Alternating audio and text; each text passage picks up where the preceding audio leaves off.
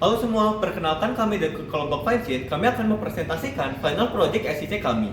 Nah, di sini produk kami adalah smart clock yang dimana nantinya di produk ini kami bisa mendeteksi waktu secara real time dan juga di sini bisa mendeteksi kelembapan dan juga mengeluarkan suara alarm untuk bisa mengeluarkan mini alert dan juga di project kami ini bisa juga mendeteksi smart monitoring seperti itu dan selanjutnya kami akan mempresentasikan dan juga mendemokan project kami.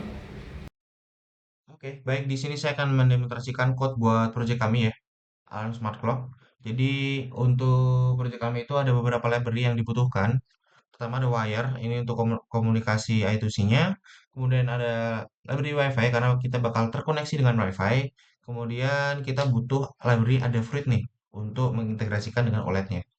Dan karena kita projectnya adalah Alarm Smart Clock, jadi kita butuh library time.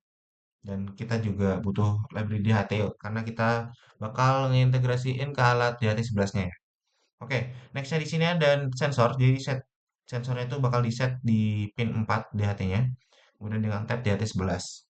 Dan kemudian karena kita bakal mengintegrasikan ke WiFi-nya, jadi kita perlu mendefine dulu nih nama WiFi atau SSID-nya dan juga passwordnya. Dan karena kita posisinya sekarang itu ada di WIB, jadi biar lebih enak buat ngeset alarmnya, kita convert dari UTC ke WIB. Nah, di sini untuk konfigurasi OLED-nya, jadi menyesuaikan dengan alat OLED-nya itu ya. Karena kita kecil, jadi untuk screen width-nya itu ada 128 dan juga screen height-nya itu ada 64. Dan untuk alarm konfigurasinya, untuk buzzernya itu di set di pin 23, LED-nya itu di set di pin 12, dan buttonnya itu di set di 14. Untuk waktu alarmnya ini fleksibel banget ya, menyesuaikan eh, testing ya. Jadi terakhir testing itu di 00.56, jadi alarmnya itu bakal bunyi di jam 00.56. Kemudian ini untuk ngeset alarm durasinya dan juga tone frekuensinya. Dan untuk alarm durasinya itu kita set di 30 detik. Sebelumnya kita set di unlimited ya. Cuma biar lebih enak aja kita setnya di 30 detik. Kemudian tone frekuensinya di 1500 dan tone durasinya di 250 milisecond dan tone durasinya itu 250 milisecond. Jadi ketika alarmnya bunyi itu buzzernya bakal berbunyi nggak flat gitu. Jadi dia bakal bunyi sesuai dengan tone yang di set ini. Seperti itu. Nah, untuk alarmnya ini di set di awalnya itu adalah false karena dia nggak akan bunyi ya di awal. Dia di set false. Kemudian ini untuk di burst delay dia bakal ngeset minimumnya itu di 50 milisecond. Dan selanjutnya untuk last button di bounce time dia bakal mencatat waktu berakhir tombol berubah statusnya itu. Kemudian variabel last button state ini buat mencatat status tombol pada iterasi loop yang sebelumnya gitu. Oke, nextnya di sini adalah logic buat setupnya. Jadi ada beberapa inisialisasi. Pertama ada pin, OLED, dan juga koneksi ke WiFi-nya. Nah, untuk pinnya di sini, yaitu semua pin output termasuk buzzer, LED, dan input pull up yang tombol itu ya, itu diatur. Jadi input pull up-nya itu memastikan pin tombolnya itu secara default bernilai high yang ini tadi ya, last button state-nya. Dan menjadi low ketika tombolnya itu ditekan ke ground. Nah, kemudian untuk inisialisasi OLED-nya, ketika layarnya itu dihidupkan, dia itu bakal muncul di OLED-nya itu koneksi to WiFi gitu sebelum jamnya muncul ya. Kemudian di sini ada setup buat koneksi ke WiFi-nya. Ketika sudah terkoneksi nanti bakal ngeprint di OLED-nya WiFi connected gitu. Nah, selanjutnya ini logic buat looping. Nah, buat looping di sini itu ada beberapa kondisi ya. Pertama, kondisi pertama itu buat mencoba mengambil waktu yang udah disinkronkan ke NTP-nya. Nah, kalau misal gagal, loopingnya itu bakal berhenti gitu. Oke. Nextnya, di sini ada logic buat non-blocking timer. Jadi buat ngebaca di hatinya itu setiap 2 detik.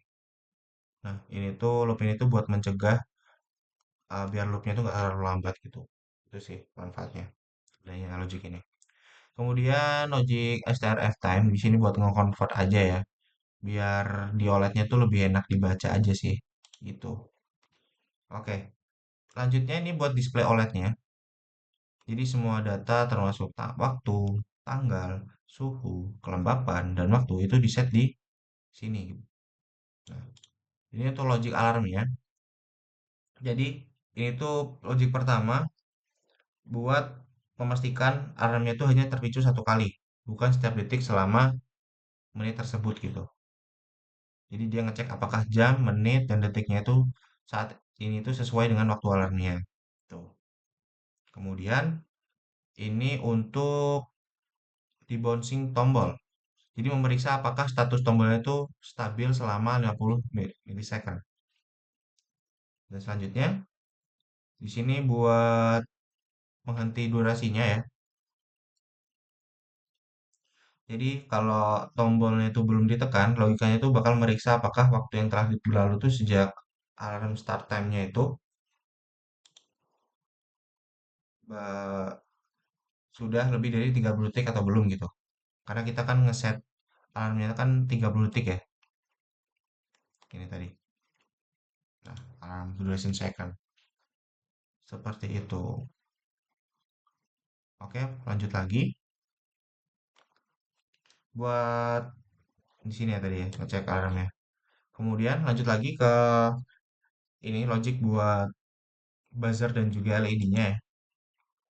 Jadi timer ini tuh bergantian buat mengaktifkan dan juga mematikan buzzernya setiap 250 milisecond.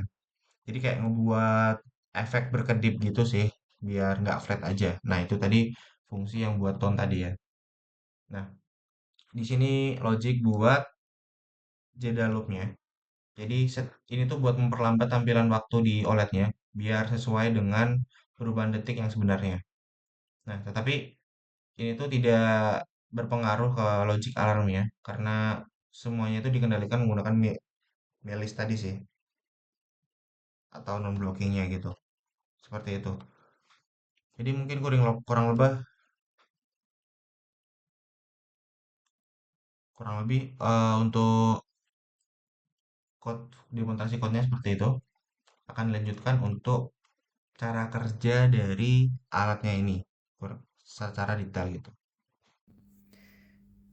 Alat yang kelompok kami buat adalah jam meja berbasis NTP dengan alarm yang dapat dimatikan. Oke, untuk yang pertama, alat yang pertama ada OLED.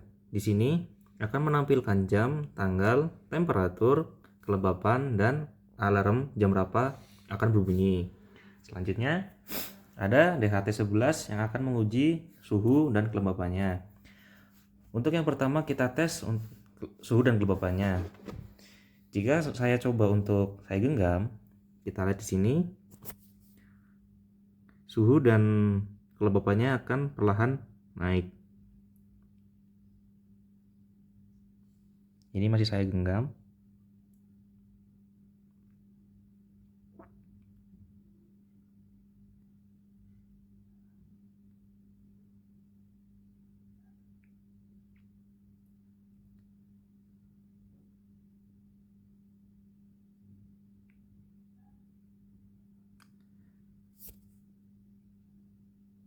Lalu jika saya lepas genggamannya, maka suhu dan kelembapannya akan perlahan turun.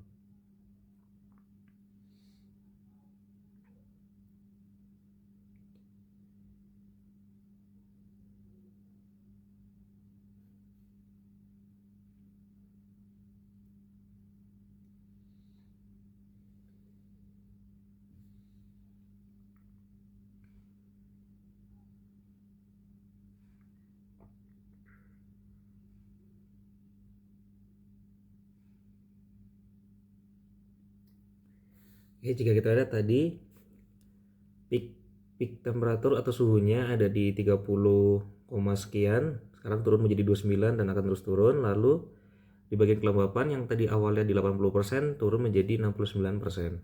Bisa kita lihat di sini alarm akan berbunyi di 8.44. Saat ini jam menunjukkan di angka 8.43 dengan detik di sekitar 30-an.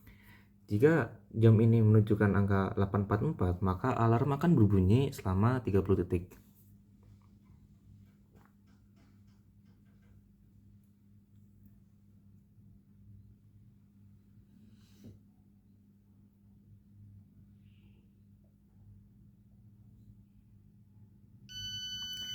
Alarm bunyi diikuti dengan indikator LED yang menyala. Untuk cara mematikannya cukup tahan hingga lampu LED-nya mati. Oke, alarm sudah mati. Oke, seperti yang sudah diberikan konsep sebelumnya, di sini aku akan menjelaskan detail-detailnya, pinnya kemana saja dan bagaimana kita menyusunnya dengan seperti ini.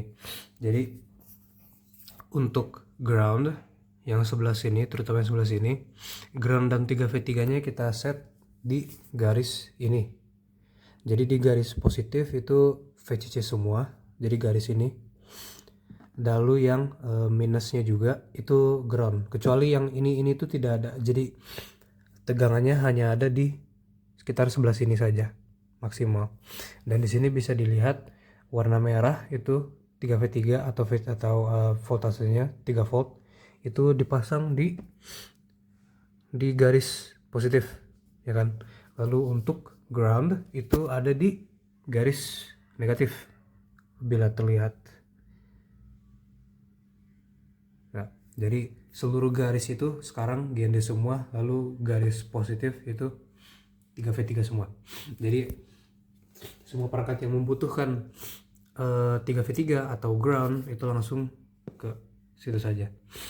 Lalu ini DHT-nya seperti yang diajarkan sebelumnya, minus itu ground, tengah itu VCC, dan paling ujung itu yang warna ungu itu data.